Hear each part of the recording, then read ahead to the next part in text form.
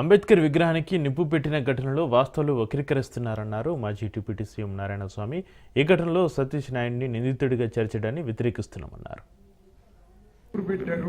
గోవిందస్వామిని బొమ్మేపల్లి సర్పంచ్ గోవిందస్వామి పెట్టడం, నేను అప్పుడు డిప్యూటీ సీఎంగా పనిచేశాను కాబట్టి ఆ రోజులో కూడా సతీష్ నాయుడు అనే వ్యక్తి అక్కడ పెట్టనీయకుండా అంత రాద్ధాంతం కూడా చేశారు.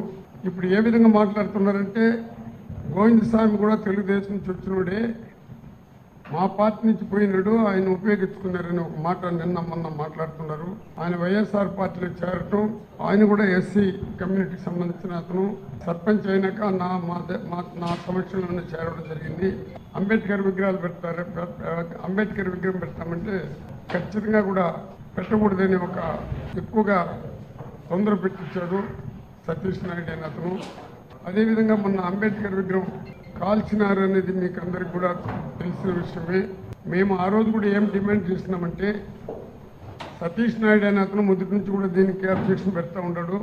ఈరోజు కూడా ఎవరైనా కటువుగా చర్చించండి, అంబేద్కర్ విగ్రహాన్ని కాల్చిన వాళ్ళపైన సీరియస్గా నిర్ణయాలు తీసుకొని కటువుగా చర్చించండి అని కానీ స్టేట్మెంట్ కూడా ఇవ్వడం జరిగింది.